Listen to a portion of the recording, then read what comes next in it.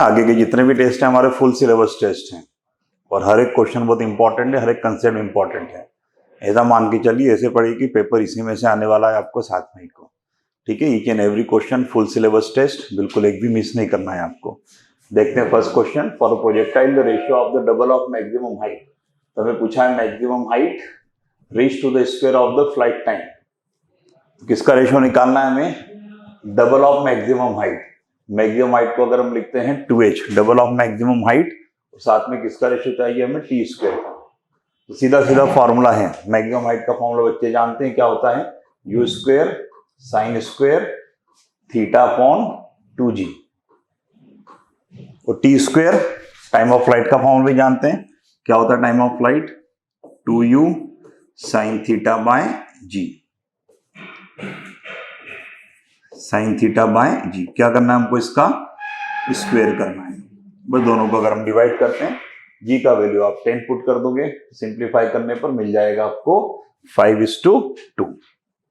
Next question देखते हैं। A lift is ascending with an acceleration equal to the g/3। आपको lift का acceleration दे रखा है g/3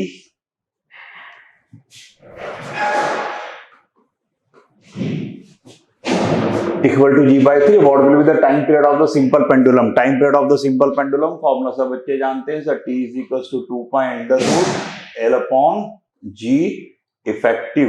स्टेशनरी है तो g, अदरवाइज अगर लिफ्ट में है तो g इफेक्टिव।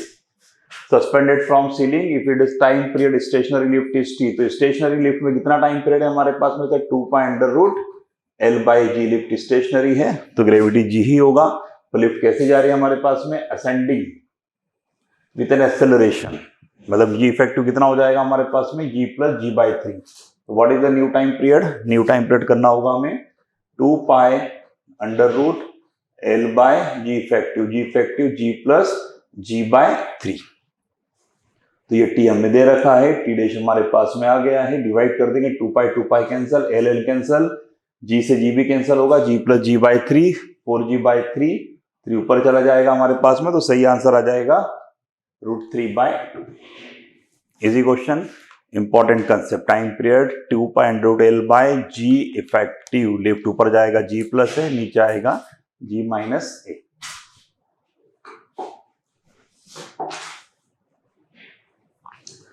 नेक्स्ट क्वेश्चन देखते हैं। Particle is executing a simple harmonic motion, its maximum acceleration is alpha. Maximum acceleration कितना दिया है आपको?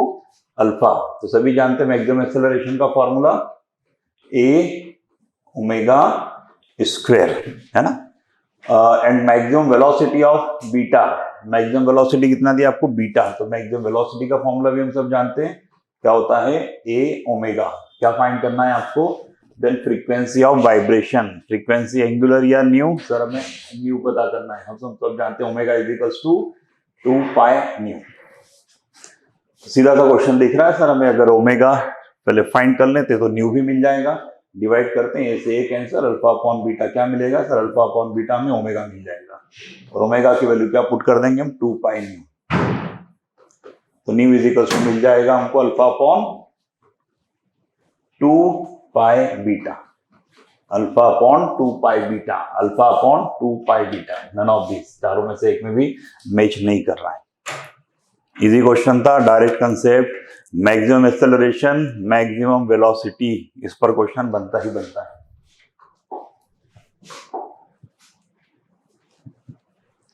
देखते हैं question number 4। A body moves circular path में रेडियस r। सर्कुलर पाथ में मूव कर रही है, आपको रेडियस दिया है, कितना दिया है? 500 metre with the tangential acceleration. Sir 80 हमें गिवन है, 80 गिवन है, इसका मतलब नॉन यूनिफॉर्म सर्कुलर मोशन।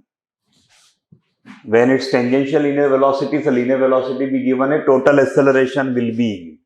दो ही बातें होगी, अगर यूनिफॉर्म एक्सेलरेशन तो सिर्फ सेंटीपीटल, अगर नॉन यूनिफॉर्म है तो नेट एक्सेलरेशन क्या होता है सर? नेट एक्सेलरेशन होता है टेंजेंशियल का स्क्वायर प्लस सेंट्रीपिटल का स्क्वायर। तो अकॉर्डिंग टू क्वेश्चन आपको 80 दे रखा है, कितना? 2, तो 2 स्क्वायर 4 प्लस AC कितना होता है सेंटीमीटर? सर v²/r ना। AC कितना होता है हमारे पास?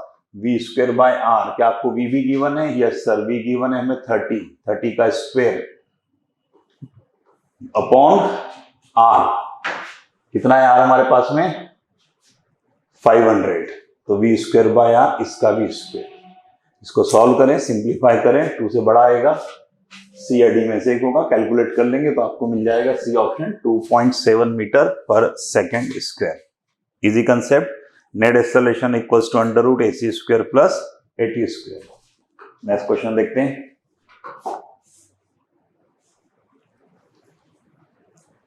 Make the following column 1 and column 2 when oscillation on spring are compared with the LC oscillation। तो आपको मालूम है जब LC ऑसिलेशन होते हैं सर उसमें भी एनर्जी कंजर्व होती है, हमारे पास में एनर्जी ट्रांसफर होती है, capacitor to inductor, inductor capacitor, वहां भी ऑसिलेशन चलते हैं। और एक सिंपल हमारे को मालूम है कि ऑसिलेशंस की इक्वेशन क्या होती है, तो जस्ट कंपेयर करना है अपने को मैकेनिकल ऑसिलेशंस और LC ऑसिलेशंस। तो ऑप्शन देखते हैं। ऐसे में जब भी मेजर कॉलम आए तो हमको ऑप्शन देख लेना चाहिए कि कहाँ सेम है कहाँ लगे। जैसे यहाँ अगर मैं देखता हूं तो ए ऑप्शन में 1632, इसका मतलब सभी वेरी कर रहे हैं। अगर ए आपने पहचान लिया तो भी आपका काम हो गया। बी में अगर देखें 5414 से आप 2 पहचानना पड़ेंगे। सी में देखें तो 4263, तो यहाँ भी अगर कोई एक मुझे आता है तो वो बाकी का काम हो गया, हर एक को नहीं देखना है। ठीक है, तो किसको कंपेयर करें? अगर आपको एक सीधा सीधा इसमें दिख रहा है, ये देखो सर, एनर्जी एनर्जी मतलब एफ को तो क्या होना चाहिए 5, तो 5 में मुझे 2 ऑप्शन मिल रहा है। और क्या देखें, देखो half M V square, M की प्लेस पे क्या है सर, एल है, तो मास का काम कौन कर रहा है, एल कर रहा है, मतलब ए किससे मैच करना चाहिए 3 से, तो ए 3 से मैच करना चाहिए, एक ही ऑप्शन दिख रहा है मुझे, इसलिए ये करेक्ट है।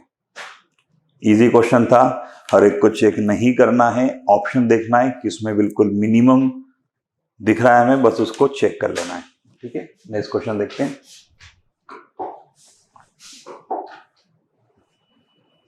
Body of mass same thrown vertically upward attend the maximum height h, तो बॉडी को अपवर्ड थ्रो कर रहे हैं, मैक्सिमम हाइट h अटेंड कर रहा है।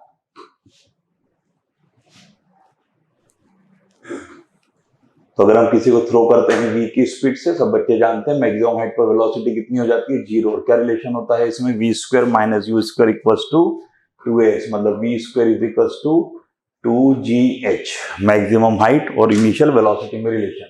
Eight what height will the kinetic energy be 80% of its initial value. Kinetic energy को initial का 80% देखना है आपको। इसका मतलब है कि सर अगर मैं देखता हूं इनिशियल काइनेटिक एनर्जी तो sir half M V square होगी। अब क्या करना है सर, मुझे इसका 80% means 80/100 equals to half M V dash square. मतलब जब इसकी स्पीड वी डैश हो जाएगी तब इसकी काइनेटिक एनर्जी 80% होगी। हाफ एम से सर हाफ एम कैंसल है, मतलब कि V dash square equals to 80/100 4/5 V square. क्या समझ में आया कि जब उसकी स्पीड हमारे पास में v dash means 4/5 V square होगी तब उसकी हाइट पर 80% ही काइनेटिक एनर्जी होगी। तो मान लेते हैं कि वो सर कुछ h डैश आ रहा है हमारे पास में, h dash plus v dash हो गई है।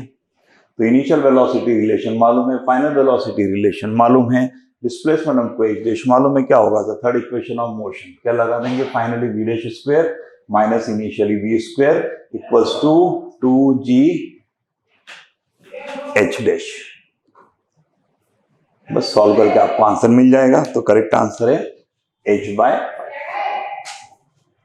Easy concept, motion under gravity.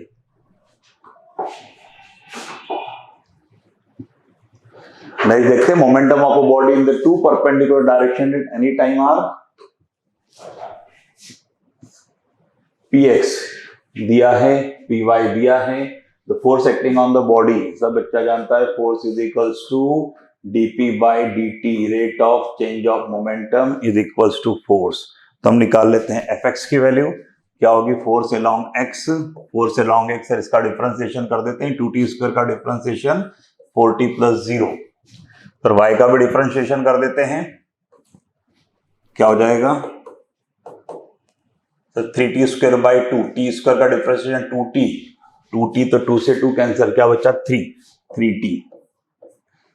तो हमें मिल गया force along x, force along y। कब निकालना है, 2 सेकंड पर। 2 सेकंड पर क्या हो जाएगा, फोर्स 4 × 2 8, 3 into 2 6, तो नेट फोर्स क्या हो जाएगा under root 8 square plus 6 square,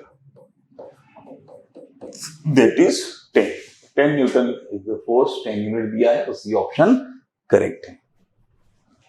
next देखते हैं, assertion रीजन है susceptibility is defined as to the ratio of the intensity of magnetization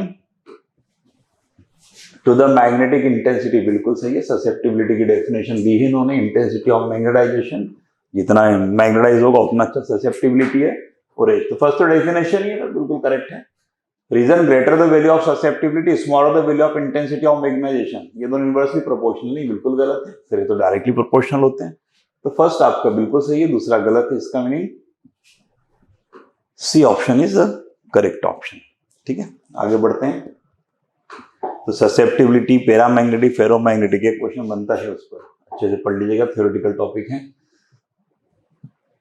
A balloon is rising vertically up with the velocity of 29 metre per second. तो balloon जा रहा है आपके पास में, कितने से जा रहा है 29 metre per second up. Stone is drop from it, stone drop from it, stone को ड्रॉप करते हैं अगर स्टेशनरी है तो इनिशियल वेलोसिटी 0, अदरवाइज अगर बैलून या कोई भी मूविंग ऑब्जेक्ट है वहां से कुछ ड्रॉप करते हैं तो उसकी इनिशियल वेलोसिटी का मैग्नीट्यूड डायरेक्शन किसके बराबर होता है, मूविंग ऑब्जेक्ट के बराबर। यहां से जो स्टोन को ड्रॉप किया है तो आपको होगा सर उसकी इनिशियल वेलोसिटी ऊपर होगी 29 मीटर पर सेकेंड, इसमें positive 29। If it reach the ground eight 10 second, ground पर कब आ गया है वो सर 10 सेकंड पर आ गया है, हमको टाइम भी गिवन है, find the height of the balloon from which is drop, तो आपको क्या निकालना, एज, यहां से इनिशियली था स्टोन और फाइनली यहां पर आ गया, मतलब डिस्प्लेसमेंट डाउनवर्ड, तो आपको डिस्प्लेसमेंट पता करना है, और जी आपको मालूम है, तो यू पता है, टी पता है, एच आपको बताना है, सिंपल सा हमारे पास में S equals to U T plus half A T square. u की वैल्यू प्लस 29 रखेंगे, t की वैल्यू 10 पुट करेंगे, एक्सेलरेशन माइनस g रखेंगे हम, मींस माइनस 10, और t की वैल्यू अगेन 10, सिंप्लीफाई कर लेंगे, सिंप्लीफाई करके आपको आंसर मिल जाएगा कितना, 210 मीटर। यही कंसेप्ट था, बैलून से ड्रॉप किया है तो इनिशियल वेलोसिटी क्या लेना है।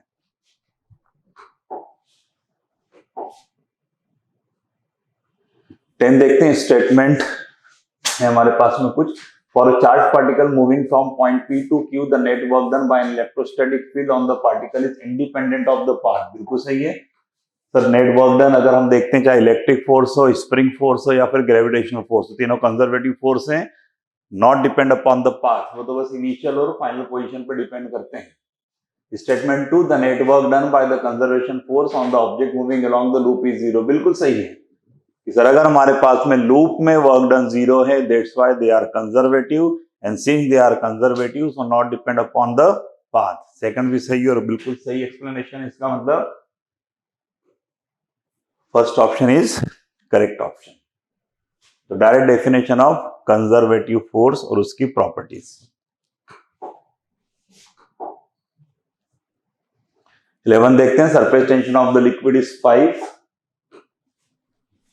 Newton per metre if a film has the ring area भी दिया है आपके पास में, एक रिंग है, it's surface energy about, surface energy का फॉर्मूला क्या होता है, surface energy is equals to the surface area into surface tension. अब रिंग है हमारे पास में तो उसका सरफेस एरिया क्या होगा, तो उसकी दो फ्री सरफेस है, बाहर भी है और अंदर भी है, from two side, surface area कितना हो जाएगा, twice of pi R square into surface tension, surface tension हमको 5 गिवन है, आपको तो डायरेक्ट एरिया ही गिवन है, पाई आर स्क्वायर भी नहीं करना है, मतलब पाई आर स्क्वायर की वैल्यू आपको गिवन है 0.02, तो 5 इंटू 2 10, 10 इंटू 2 समथिंग 2 के टर्म्स में आएगा, it means C option is correct option. Direct formula surface energy equals to surface tension into area.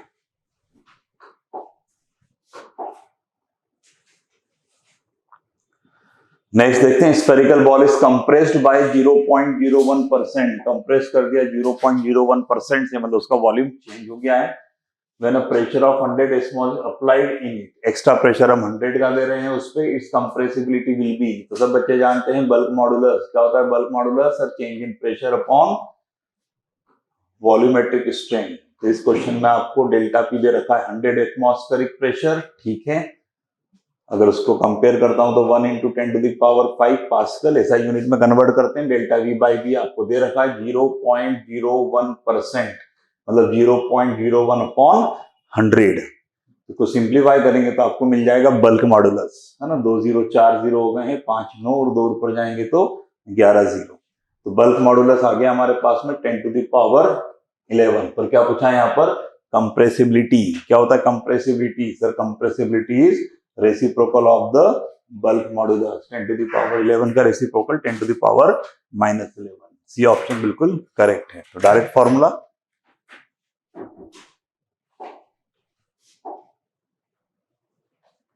देखते हैं। Question number 13, what is the magnetic moment of the current carrying loop? Current carrying loop क्या होता है? Magnetic moment. Direct formula है magnetic moment is equals to current into area. तो current दिया है आपको कितना? 20 ampere into area. Sir half base into height कर सकते हैं। Half base into height centimetre में जरूरत पड़ेगी तो हम उसको कन्वर्ट कर लेंगे मीटर में। Half base into height 30 × 40। 2 से 2 कैंसिल है, 3 4 जा 12। 12 के टर्म्स में आएगा, 12 के टर्म में 2 आ रहा है। आउटवर्ड इनवर्ड मतलब डायरेक्शन देखेंगे। तो करंट का डायरेक्शन क्या है? सर करंट का डायरेक्शन ये हमारे पास क्या है? करंट का डायरेक्शन क्लॉकवाइज है। तो क्या रूल लगाएंगे हम? तो क्लॉकवाइज आएगा तो थंब कहां जा रहा है? थंब जा रहा है इनवर्ड। इसका मीनिंग मैग्नेटिक मोमेंट कैसा है हमारे पास? इनवर्ड। तो डी ऑप्शन बिल्कुल सही है, डायरेक्ट फॉर्मूला।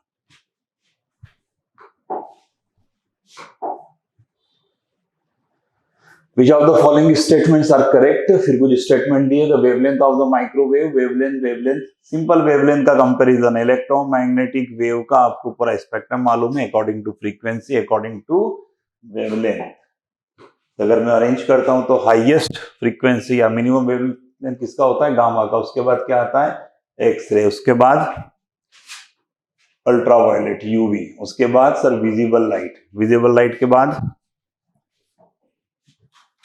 इंफ्रारेड। इंफ्रारेड के बाद माइक्रोवेव। माइक्रोवेव के बाद रेडियो वेव्स। तो ये मैंने कैसा अरेंज किया है?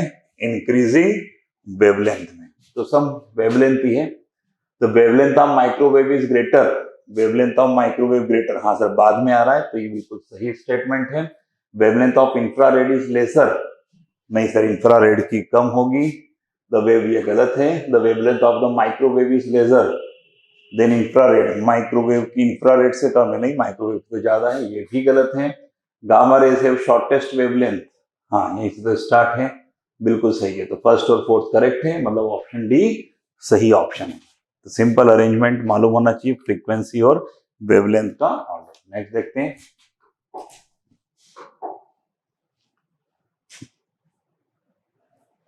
A resistance coil is held horizontally as shown in the figure. The magnet allowed to fall vertically through it. Then the acceleration of magnet is.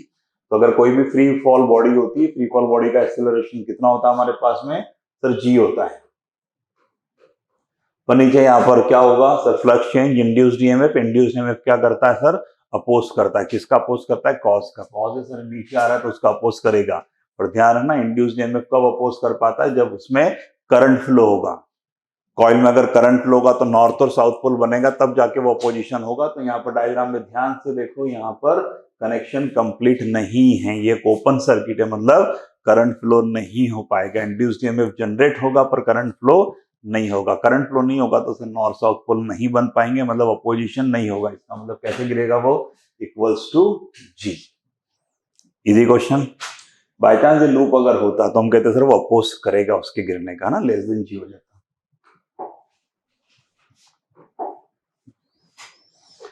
Rejected to square metal plate and we are of the same thickness. दोनों की thickness हमें same दिख रही है। ये दोनों की thickness same दिख रही है। The side of the B is twice, दिख रहा है एक साइड ट्वाइस है। That these are connected so in the series. Resistance, resistance compare करना है। क्या रेजिस्टेंस का formula sir? R is equals to rho L upon A. तो फर्स्ट का रेजिस्टेंस देखता हूं तो सेम मटेरियल है तो रो, लेंथ सर एल दे रखा है। एरिया, एरिया देखते हैं तो कितना हो जाएगा? ये area L into T, L into T. ठीक, यहां अगर हम कंपेयर करते हैं, सेम मटेरियल है रो एल, तो लेंथ तो इसकी डबल है, twice L upon area, current इधर फ्लो रहा है मतलब ये एरिया लेना पड़ेगा हमें, एल इंटू टी, 2L है ये, 2L इंटू टी। तो ये है आपके पास में आर ए, ये है आपके पास में आर बी। तो देखें root T by L T, 2 से 2 cancel, rho L by L T दोनों बराबर ही है, 1:1। C option is correct option. तो डायरेक्ट फॉर्म में R equal to rho L by A. Match the column, again match the column एक मिल रहा है हमको, इसमें फिर हम ऑप्शन देखते हैं, 4 3 4 1 1 2 2 2 2 1 1 3, मतलब एक भी सेपरेट नहीं है, कम से कम दो हमको चेक करना ही होगा, दो कोई से भी चेक कर लेते हैं। स्टार्टिंग से work done in pulling out a bucket from the well by a person and the gravitational force. तो पुलिंग आउट हो रहा है, ऊपर आ रहा है, हम ऊपर फोर्स लगा रहे हैं, बकेट अगर ऊपर आएगी तो हमारा वर्क डन पॉजिटिव, हमारा वर्क डन तो सर पॉजिटिव है, एंड बाय ग्रेविटेशनल फोर्स ऊपर आ रहा है, ग्रेविटी नीचे लग रहा है, अपोजिट डायरेक्शन में नेगेटिव।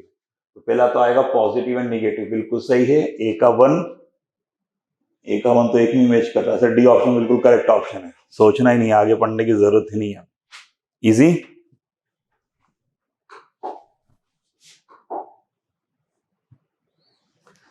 नेक्स्ट देखते हैं, T1 T2 are the time taken by the two different coil for producing the same heat.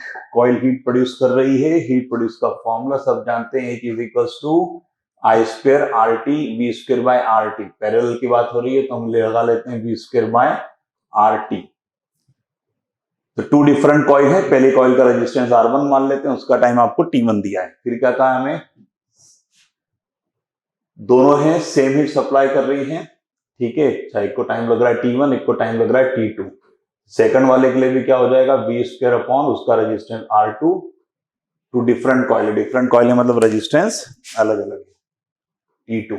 अब क्या कहा उन्होंने, the time taken by them to produce the same heat. अच्छा, थर्ड टाइम भी heat same ही है तो कितना टाइम लगेगा, और सेम सप्लाई दे रहे हैं तो V square upon R dash T. तो हमें क्या निकालना है, टी निकालना है, और तीनों बिल्कुल सेम है। तो इतना तो हम जानते हैं कि sir V square by R dash, क्या होता है आर डैश, पैरेलल में sir 1 upon R is equals to 1 upon R1 plus 1 upon R2। तो ये है हमारे पास में वी स्क्वायर टी, ये पूरा लिखा है 1 अपॉन आर, तो इस पूरे 1 अपॉन आर को हम डायरेक्ट क्या लिख सकते हैं, 1 upon R1 plus 1 upon R2। ये इक्वल्स टू क्या है हमारे पास में, H है, तीनों H है सर, किसी से भी कंपेयर कर दें, अगर मैं इससे कंपेयर करता हूं तो यह सिंपल सा आप एक काम कर सकते हैं, 1 अपॉन R1 क्या मिलेगा आपको, 1 अपॉन R1 मिल जाएगा आपको, यहां से देखो H upon V square by T1। तो क्या लिख सकते हैं हम इसको, we square T 1 upon R1 क्या आएगा आपके पास में, H upon V square T1 plus R2 को हम क्या लिख सकते हैं, H upon V square T2 equals to क्या मिल जाएगा आपको, H। तो आप देखो V square cancel, H cancel, T को उधर अपॉन में कर दो, तो आपको मिल जाएगा 1 upon T1 plus 1 upon T2 is equals to 1 upon T।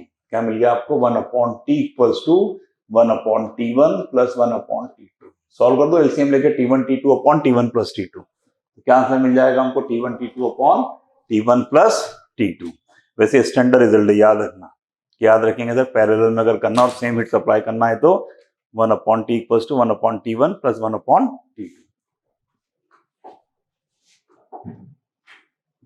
Next question देखते हैं, सर्शन रीजन दिख रहा है एक, resonance phenomena is exhibited by the circuit only both L and C present in the circuit। ये resonance मालूम होगा, LCR में क्या होता है, XL is equals to XC होता है हमारे पास, ठीक है।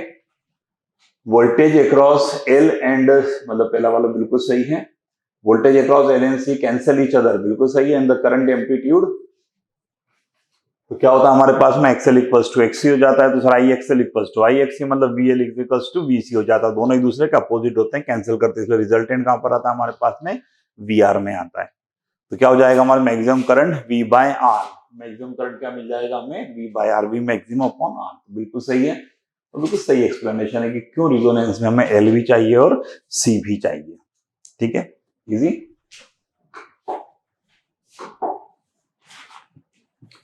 नेक्स्ट देखते हैं the graph between the sine of the angle of refraction, ठीक है, मतलब साइन आर, अच्छा ये साइन आर दिया है इधर, and sine of angle of incidence sine I medium one indicate that, और कुछ 1036 की वैल्यू दी है, देखते हैं π/3 है ये, तो हम तो जानते हैं कि tan theta is equals to this by this होता है, तो tan π/3 इज इक्वल्स टू क्या मिलेगा हमको, sine R upon sine I, sine R upon sine I, tan π/3 कितना होता है √3, तो √3 is equals to sine R upon sine I, sine I को इधर मल्टीप्लाई कर देते हैं, तो sine I into √3 is equals to sine R into 1, तो फर्स्ट मीडियम का रिफ्रैक्ट स्नेल्स लॉ है, सीधा सीधा μ1 sin i is equals to μ2 sin r, तो फर्स्ट मीडियम कैसा है √3 रिफ्रैक्टिव इंडेक्स, सेकंड मीडियम कैसा है 1, मतलब फर्स्ट मीडियम डेंसर है, इसका मतलब लाइट ट्रेवल कर रही है from denser medium to rare medium. अब denser to medium rare medium में ट्रेवल करने पर क्या होता है, टोटल में टेक प्लेस, यस कंडीशन ही है, हो सकता है टोटल में नॉट भी टेक्स प्लेस, हाँ अगर क्रिटिकल एंगल से कम होगा तो रिफ्रैक्शन क्रिटिकल एंगल के इक्वल होगा तो on the surface, critical angle से ज्यादा इंसिडेंट होगा तो total internal reflection, any of A and B, data incomplete नहीं, डाटा हमारे पास में इतना तो कंप्लीट है कि डेंसर टू रेयर जा रहा है, ठीक है, तो दोनों में से कुछ भी हो सकता है, तो C option is the correct option.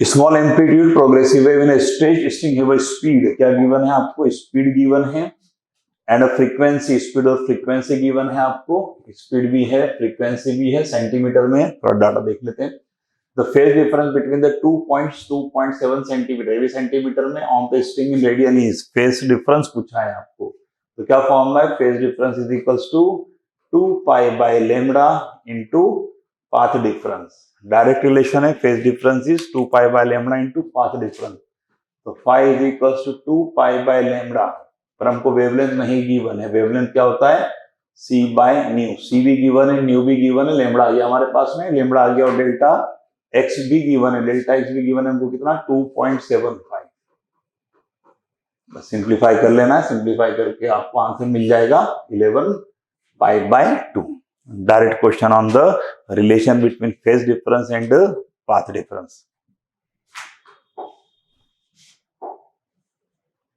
चलो देखते हैं next question, question number 24, two tuning fork P and Q vibrate together, the number of beats produced represent by the straight line OA, ये बता रहा है हमें नंबर ऑफ बीट्स मतलब दोनों के फ्रीक्वेंसी का डिफरेंस आफ्टर लोडिंग Q को लोड किया है, लोड करने से क्या होता है, लोड करने से हेवी हो जाएगा तो फ्रीक्वेंसी थोड़ी कम हो जाती है, again these are vibrate together in beats produced represented by the line OB, next beat OB दिख रही है, P का हमको दे रखा है फ्रीक्वेंसी, ठीक है, तो देखते हैं इनिशियली क्या हो रहा है, P का फ्रीक्वेंसी 341 है, तो हम इतना जानते हैं कि जो नंबर ऑफ बीट्स होता है, नंबर ऑफ बीट्स दोनों का डिफरेंस होता है, ठीक है, तो इनिशियली टाइम देखें 1 सेकंड पर 3 बीट्स है, 1 सेकंड पर 3 बीट्स है, इसका मतलब Q का क्या क्या हो सकता है, फ्रीक्वेंसी 341 + 1 + 3 कितना हो जाएगा 344, या फिर 341 - 3 कितना हो जाएगा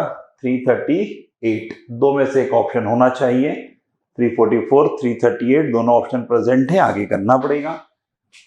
अब क्या किया हमने, आफ्टर लोडिंग Q को लोड कर दिया है, क्या होता है लोड करने से, लोड करने से फ्रीक्वेंसी कम हो जाती है, तो कितनी बीट्स हो गई है इनके पास में, देखें B सर तो 2 बीट्स दे रहा है, कितना दे रहा है वो 2 बीट्स दे रहा है, तो पहले 3 बीट्स था, अब 2 बीट्स दे रहा है, मतलब फ्रीक्वेंसी 1 से डिक्रीज हो गई, अगर 1 से डिक्रीज हो जाती तो हम देखते हैं कि 344 से डिक्रीज होकर कितना हो जाता है 343, और अगर इधर देखते 338 से डिक्रीज होकर कितना हो जाता 337, तो डिफरेंस देखो सर, डिफरेंस तो बढ़ गया है ना, 41 से 38, और ये डिफरेंस देखें 343 से 341, हाँ सर ये डिफरेंस 2 का है हमारे पास, इसका मतलब ये सही था 344, easy standard question of unknown frequency of tuning fork. Next देखते हैं, the variation of density of water with the temperature is represented by variation of water with temperature, पूछा हमको डेंसिटी सभी जानते हैं कि डेंसिटी क्या होता है, वाटर के मैक्सिमम होता है, कब मैक्सिमम होता है 4 डिग्री सेल्सियस पर, उसके बाद भी कम होती है, उसके पहले भी कम होती है, तो 4 डिग्री सेल्सियस पर मैक्सिमम साफ दिख रहा है सर, यही ग्राफ है, option B is correct option. Next देखते हैं, the rate of change in current through the inductor after just switching made close, तो जस्ट स्विच करने के बाद का क्वेश्चन है हमारे पास में, जस्ट स्विचिंग करते हैं तो करंट कितना होता है इसके अंदर, जीरो, इनिशियल एक ओपन सर्किट की तरफ बिहेव करता है, तो क्या पूछा, rate of change of current पूछा है आपको, तो आप इतना तो जानते हैं, फाई इज इक्वल टू क्या होता है, एल आई या D phi by D T, मतलब उसके across voltage is equal to क्या होता है, L D I by D T, तो आपको पूछा है यहाँ पर rate of change of current D I by D T, तो D I by D T को हम क्या लिखेंगे sir, D I by D T को लिख देंगे हम वी बाय एल, तो आपको किसकी वैल्यू निकालना है, वी बाय एल की, वी क्या है, वोल्टेज अक्रॉस इंडक्टर, तो देखते हैं इंडक्टर के अक्रॉस वोल्टेज, इसको ए पॉइंट ले लेते हैं, इसको बी पॉइंट ले लेते हैं, तो ध्यान से देखें इधर तो करंट जीरो है, इस ब्रांच में तो करंट जीरो रहेगा, मतलब इसके अक्रॉस मुझे वोल्टेज देखना है, स्विच को हमने ऑन किया, स्विच को ऑन किया तो ई क्या होगा हमारे पास में, आर आर आर, इस डायरेक्शन में इनिशियली करंट फ्लो होगा, इसका क्या मतलब, पूरे सर्किट में 3 रेजिस्टेंस, तीनों को बराबर बराबर वोल्टेज मिलेगा, तो इसके अक्रॉस कितना हो जाएगा, ई बाय 1/3, है ना, तीनों को बराबर मिलेगा, 1/3 1/3 1/3, तो इसके अक्रॉस 1/3 मिल जाएगा, तो बी आ गया हमारे पास में, कितना आ गया वी, ई का 1/3 अपॉन एल, ई बाय 3एल, तो इनिशियली पूछा है, तो इनिशियली सर ई बाय 3एल से वो चेंज होना स्टार्ट कर देगा, कौन, D I by D T.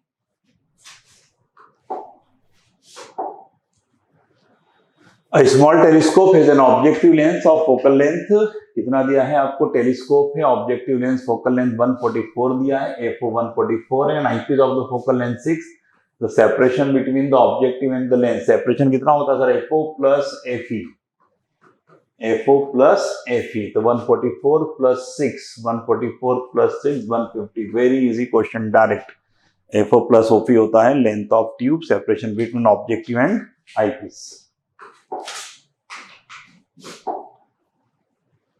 27 देखते हैं, the time period of the satellite moving in a circular orbit very close to Earth, very close to Earth का क्या मतलब सर, जो हाइट होता है वो नेग्लिजिबल होता है, तो क्या दिया उसका हमको टाइम पीरियड दिया है, तो क्या होता है टाइम पीरियड का फॉर्मूला, टाइम मतलब time taken to complete one revolution, one revolution के लिए क्या करेंगे हम, 2 पाई आर, कैपिटल आर ही ले लेंगे, radius of Earth, R plus H नहीं लेना है क्योंकि वेरी क्लोज टू अर्थ है, अपॉन उसकी speed 2 pi upon V, kinetic energy पूछा है, तो काइनेटिक एनर्जी सब जानते हैं क्या होता है काइनेटिक एनर्जी का फॉर्मूला, तो हाफ एम वी स्क्वेयर, तो वी के लिए आपको क्या करना पड़ेगा, तो वी की वैल्यू यहां से मिल गई है मुझे कितनी, 2 पाई आर बाई टी, तो वी की वैल्यू को यहां पर पुट कर दो, 2 पाई आर बाई टी का होल स्क्वायर, तो कौन सा ऑप्शन मिल जाएगा आपको, सीधा सीधा क्वेश्चन है, option B is the correct option, simple से दो फॉर्मूले, time period and kinetic energy. देखते हैं नेक्स्ट क्वेश्चन,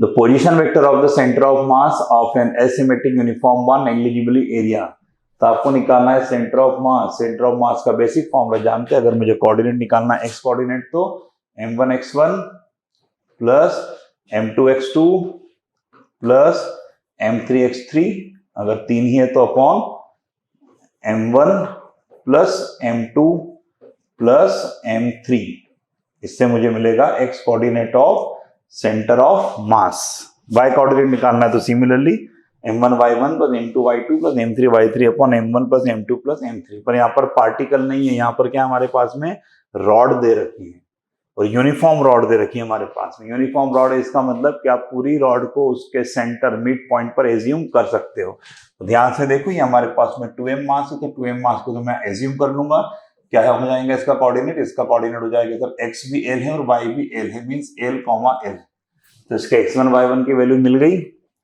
इस m रॉड को भी सर मिड पॉइंट पे एज्यूम कर लेता हूं, तो m मास मिड पॉइंट पर x कोऑर्डिनेट कितना मिल गया सर इसका 2l, और y कोऑर्डिनेट कितना मिल जाएगा, y कोऑर्डिनेट सर इसका हाफ मिल जाएगा, मतलब l/2, तो सेकंड का मास एज्यूम कर लिया 2l, l/2 पर ही, थर्ड को भी मिड पॉइंट पर एज्यूम कर लेते हैं, कितना होगा इसका x कोऑर्डिनेट 12 3l के बीच में, मतलब कि 5/12, तो x कोऑर्डिनेट 5/12, y कोऑर्डिनेट 0।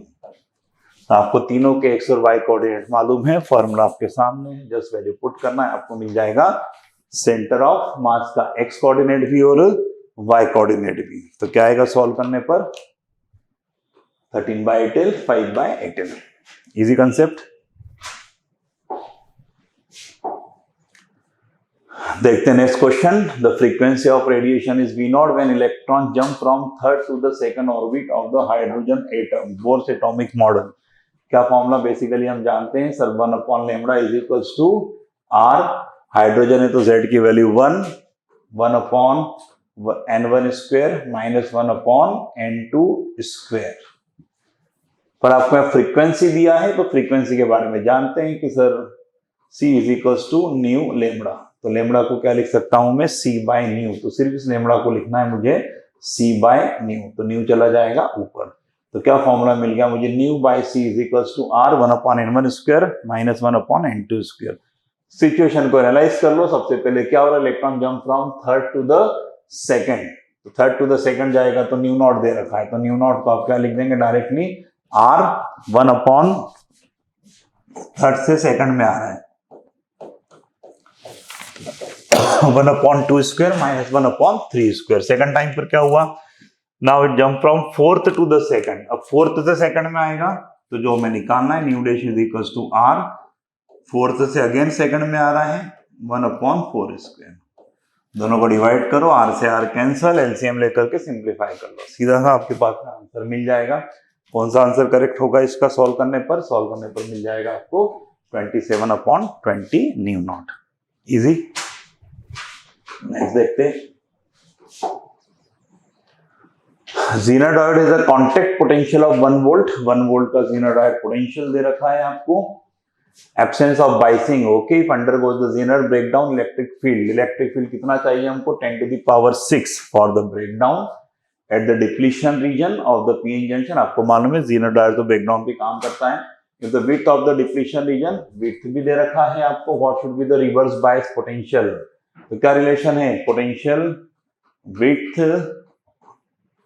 और इलेक्ट्रिक फील्ड में sir E is equals to V/R। तो V इज इक्वल्स टू क्या मिलेगा आपको? V is equals to E into R। E भी दिया है, R भी दिया है, 10⁶ इंटू 2.5। सर 2.5 सीधा क्वेश्चन। नेक्स्ट देखते हैं। A sphere of mass m is placed on a plane of the mass in which is pushed by the force F on the smooth horizontal surface shown। ठीक है, ये surface smooth है हमारे पास में।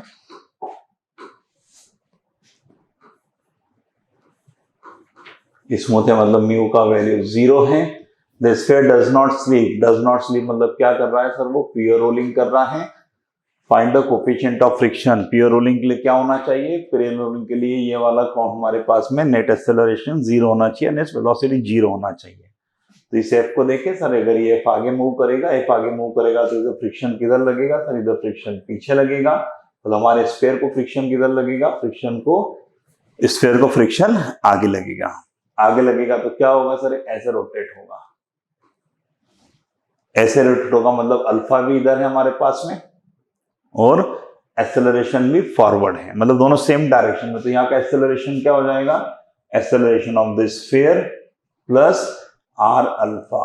Pure rolling कर रहा है तो क्या हो जाएगा? रोलिंग एक्सेलरेशन आर अल्फा, और दोनों सेम डायरेक्शन में। तो ये 0 करने के लिए किसके बराबर होना चाहिए? ये एक्सेलरेशन प्लेन के बराबर होना चाहिए। तो क्या कंडीशन है हमारे पास में कि सर अगर प्योर रोलिंग चल रहा है तो जो कॉन्टेक्ट सरफेस है उसका वेलोसिटी 0 या उसका एक्सेलरेशन हमारे पास में 0 होना चाहिए। पर मूव कर रहा है तो सर इसी के बराबर होना चाहिए। कोफिशिएंट ऑफ फ्रिक्शन निकालना है तो पहले इस m इक्वेशन बना देता हूं मैं। इस m का FBD बनाओगे। वर्टिकल मोशन नहीं हो रहा है, डायरेक्ट एक ही फोर्स लग रहा है, राइट में F और लेफ्ट में फ्रिक्शन। तो क्या मिल जाएगा हमें? F minus F is equals to mass. दोनों के मास भी सेम दिए इस क्वेश्चन में, mass into acceleration of the plane. आया इक्वेशन समझ में?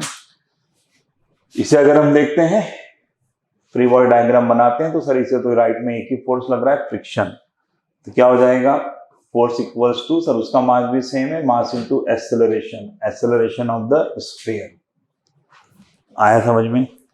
तो आपके पास में इक्वेशन मिल गई है और यहाँ पर एस इज इक्वल्स टू भी क्या हो जाएगा, हमें ये रोलिंग कर रहा है तो सर आर अल्फा। बस इन इक्वेशन को सॉल्व कर लीजिए, ये वैल्यू को पुट कर दो, आप सिंप्लीफाई करके आंसर मिल जाएगा। Friction force is 2F/9mg। ठीक है, नेट फोर्स इक्वल्स टू क्या करना है आपको, ma, और net torque equals to I alpha. आपको इक्वेशन FR से भी अगर अल्फा निकालना है तो फोर्स इंटू रेडियस, हमको ये टॉर्क लग जाएगा, क्या मिल जाएगा, आई अल्फा। आई अल्फा मतलब 2π5 mr² अल्फा। अल्फा भी मिल गया हमें, इजी।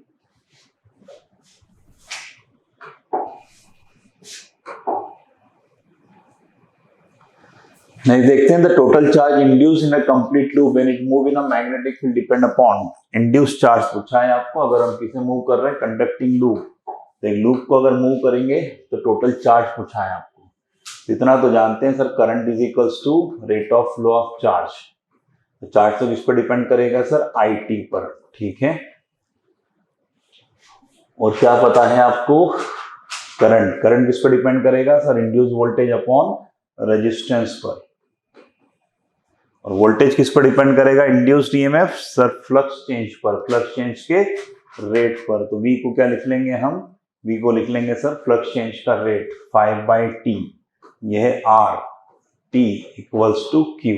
T से T कैंसिल, मतलब किस पर डिपेंड कर रहा है, फ्लक्स चेंज और R पर। The rate of change of flux, नहीं सर 5/T पे तो नहीं कर रहा है। इनिशियल मैग्नेटिक फ्लक्स, नहीं सर इनिशियल नहीं, चेंज है ये तो। The total change in magnetic flux, yes sir. Final magnetic flux नहीं, किस पर डिपेंड करेगा, केवल चेंज ऑफ फ्लक्स पर। 5/T, 5 क्या है यहाँ पर, change of flux in the T time. Easy.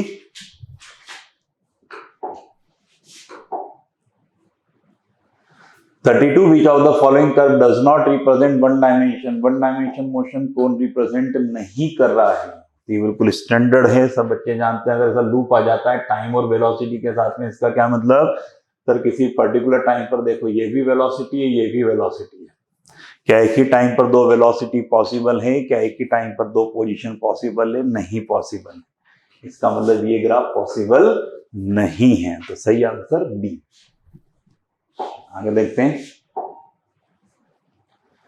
For the system shown in the figure, the inclined plane is fixed, all the pulleys are light and friction is absent everywhere. The tension in the string will be, friction absent है, इसका meaning sir motion होगा। अगर कहीं force लग रहा है तो देख लेते हैं, इस M को अगर देखते हैं तो FBD बनाएंगे तो नीचे क्या लगेगा sir, mg sin theta.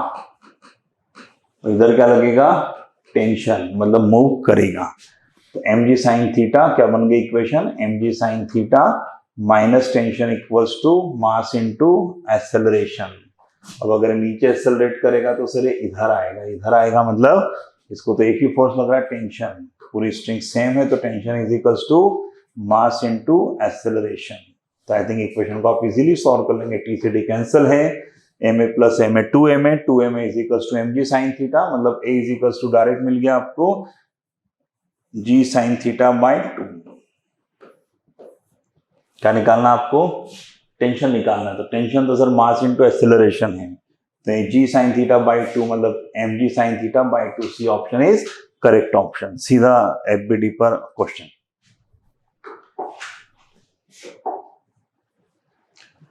N ideal gas of mass m in the state A goes, क्या हो रहा है उसका, to another state B by the 3 different position. ठीक है, इनिशियल स्टेट और फाइनल स्टेट सबकी सेम है, इसका मतलब क्या है sir, change of internal energy सबके लिए सेम है। क्या पूछा है, Q1 Q2 Q3 denote the heat. अच्छा, हीट भी दे रखा है आपको, Q1 Q2 Q3 A B C पर 1 वाला क्या है, इसका मतलब Q1 Q2 Q3। ठीक है, द हीट एब्जॉर्ब हम जानते हैं first law of thermodynamic, delta Q equals to delta U plus P delta V। तो डेल्टा U तो सेम है, मतलब डेल्टा Q सीधा सीधा किस पे डिपेंड कर रहा है, वर्क डन पर, P डेल्टा V। और वर्क डन किससे मिलता है सर, वर्क डन मिलता है हमें PV डायग्राम में, किस पर, एरिया। तो PV डायग्राम में अगर हम एरिया देखते हैं तो सबसे बड़ा एरिया कौन बनाएगा, सबसे ऊपर वाला, मतलब Q3। तो Q3 मैक्सिमम एरिया है, मैक्सिमम वर्क डन है, मतलब उसकी वैल्यू मैक्सिमम है। किस ऑप्शन में Q3 मैक्सिमम है, ये दिख रहा है मुझे, Q3 maximum. Easy question, direct first law of thermodynamics. Question number 35 देखते हैं। For spectral series of hydrogen atom match the following. Line है हमारे पास में, Lyman series, Balmer series, Paschen series, Lyman series सब जानते हैं। सबसे ज्यादा फ्रीक्वेंसी का तो वही होगा, सबसे ज्यादा फ्रीक्वेंसी मतलब सबसे ज्यादा एनर्जेटिक, सबसे ज्यादा फ्रीक्वेंसी किसकी होगी, तीनों को कंपेयर करते हैं तो अल्ट्रावायलेट स्टैंडर्ड है हमारे पास में कि सर लाइमन सीरीज क्या देगा हमें सबसे ज्यादा, मतलब अल्ट्रावायलेट। तो A1 है सर, दो ऑप्शन है और आगे देख लेते हैं। फिर बार्मर सीरीज सेकंड पर आता है, जो क्या देता है हमको विजिबल, उससे तो बी का तो जाएगा 3, बी का 3 मतलब ये सही, आगे हमको चेक नहीं करना है, इजी। तो सेक्शन ए के क्वेश्चंस खत्म होते हैं, सेक्शन बी स्टार्ट करते हैं। एसर्शन रीजन है पहला, an oscillating charge produced an electric field in a space which produces an oscillating magnetic field which in turn it is the source of electricity, सब जानते हैं। Accelerating charge particles electric field generate करता है, उससे variable magnetic field generate होती है और दोनों मिलकर के correspondingly electric magnetic field generate करते हैं और फाइनली क्या होती है, परपेंडिकुलर डायरेक्शन में एनर्जी रिलीज होती है in the form of electromagnetic wave. तो बिल्कुल सही है पहला। दूसरा देखते हैं, the oscillating electric and magnetic field thus regenerate each other। हाँ, so to speak as the wave propagate through the, बिल्कुल सही रीजन दिया है हमें कि एक दूसरे को रीजनरेट करते हैं जिससे एनर्जी रिलीज होती है। इसका मतलब दोनों सही हैं और इसका बिल्कुल करेक्ट एक्सप्लेनेशन है। नेक्स्ट देखते हैं,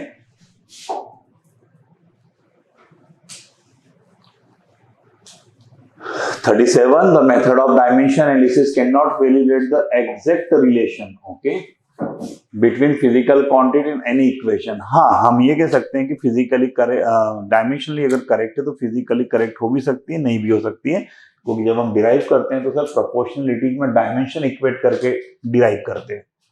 तो प्रोपोर्शन हटा के जो कांस्टेंट आएगा सर उस कांस्टेंट के बारे में हमको कोई नॉलेज नहीं रहता है।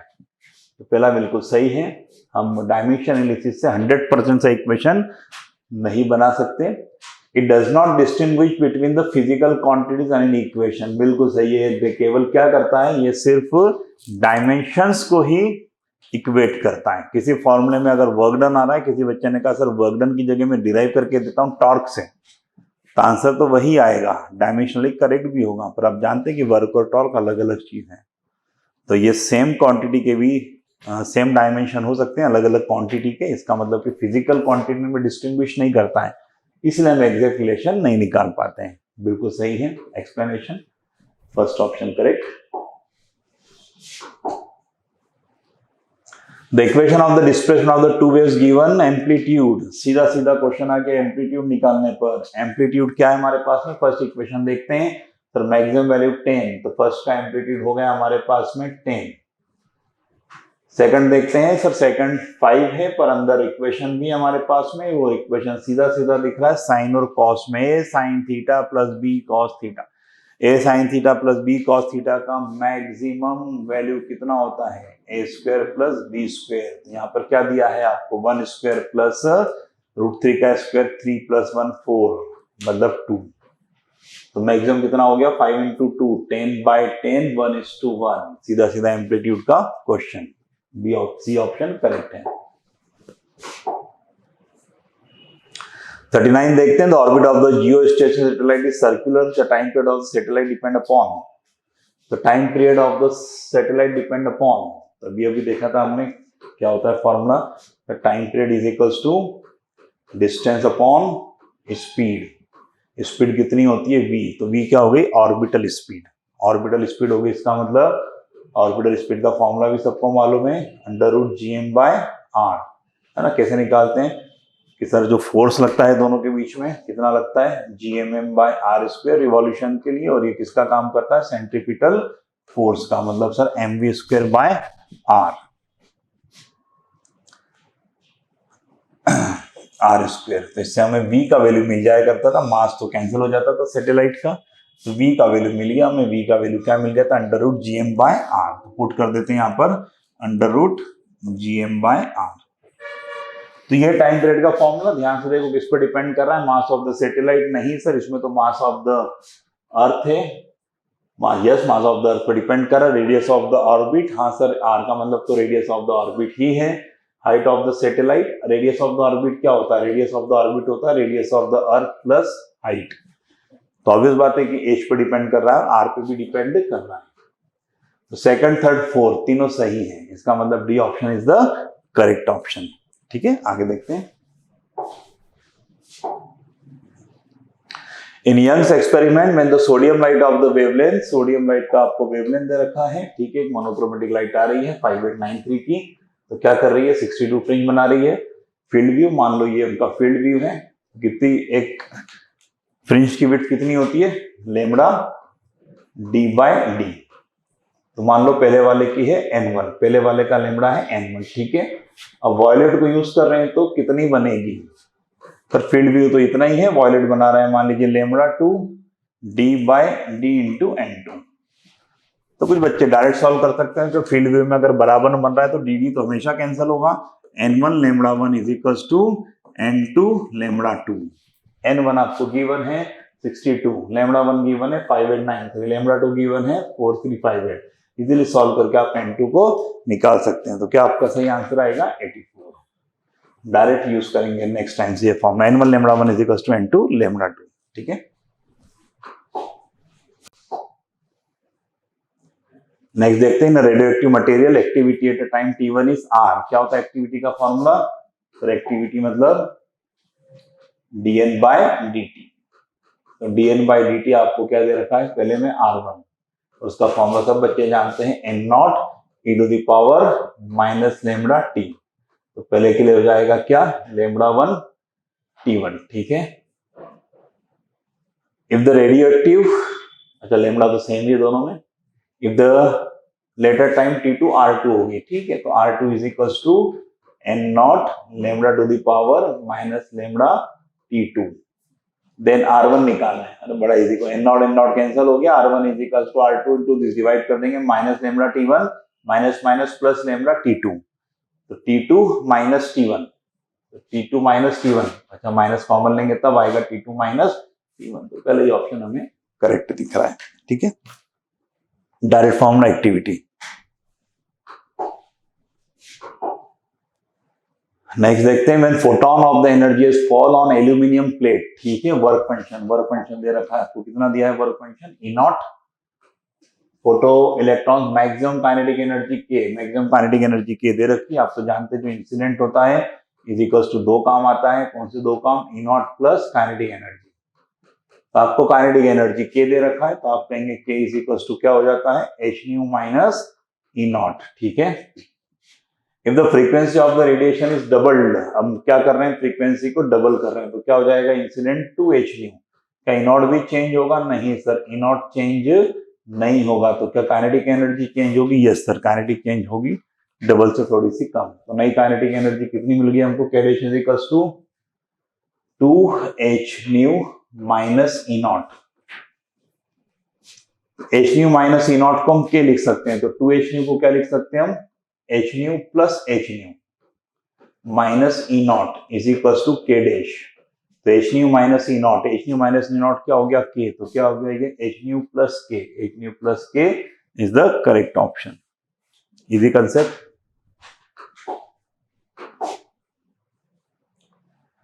The resultant capacitance of the given circuit, capacitance निकालना आपको रिजल्टेंट, तो देख लेते हैं, सीरीज पैरेलल कुछ दिख रहा है डायरेक्ट, हाँ सर ये दोनों तो पैरेलल दिख रहे हैं, तो सी और सी पैरेलल कितना हो जाएंगे, 2c, ये हो गया 2c। इस 2c के साथ में ये 2c क्या दिख रहा है सर, सीरीज दिख रहा है, 2c और 2c सीरीज, फिर से कितने हो जाएंगे, तो फिर से ये तो c ही बन जाएगा, ये c के साथ में ये c पैरेलल, फिर क्या हो जाएगा मिलकर के 2c, ये रिजल्टेंट 2c, 2c के साथ में ये 2c फिर सीरीज, फिर से हो जाएगा c, तो क्या मिला c। तो फाइनली आपको केवल इधर एक c मिल रहा है, और इधर क्या है 2c, तो c और 2c कैसे हो गए आपके पास में पैरेलल में, तो कितना हो जाएगा 3c। तो 2c और c पैरेलल मतलब क्या मिल जाएगा आपको 3c। First option correct option, oral question था, ठीक है।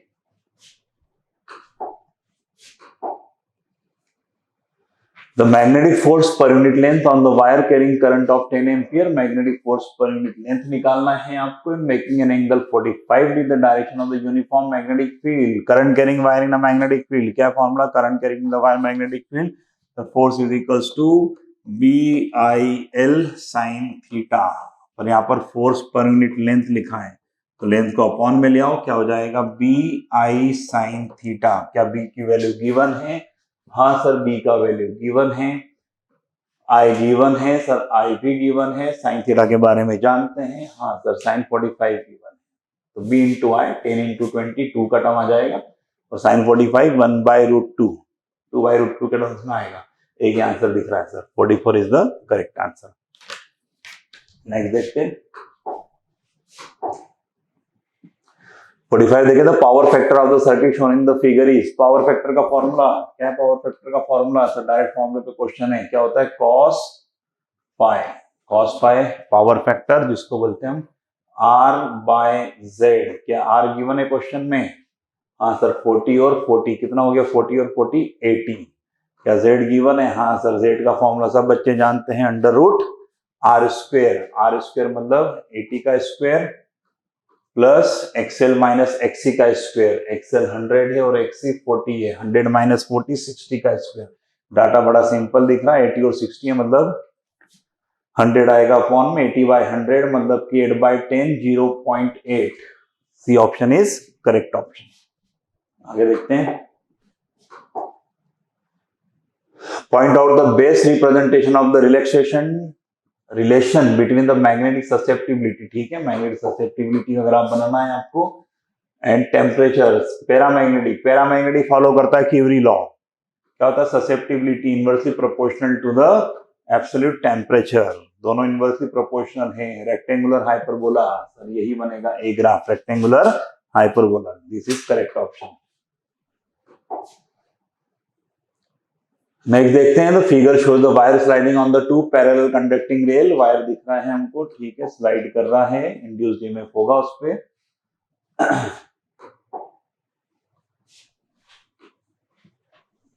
तो इंड्यूस्ड ईएमएफ होगा उस पर, ठीक है. In the direction perpendicular plane the rail, the force required to keep the wire moving in the constant velocity. हम तो जानते हैं कि करंट कैरिंग वायर को अगर मैग्नेटिक फील्ड में रखते हैं तो क्या होता है? तो फोर्स लगता है उसको BIL sin थीटा. परपेंडिकुलर है तो सर BIL ही लगना चाहिए. और करंट के बारे में भी हम जानते हैं, क्या होता है? Induced EMF upon resistance. पर सर करंट फ्लो होने के लिए सर्किट तो कंप्लीट होना चाहिए. सर्किट कंप्लीट नहीं है, अकेला ही वायर मूव कर रहा है. इसका क्या मतलब?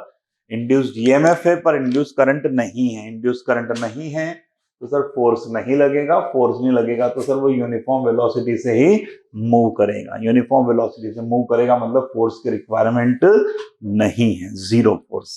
आया समझ में? सर्किट अगर क्लोज होता तो सर ये हमारे पास आंसर आ जाता. ठीक.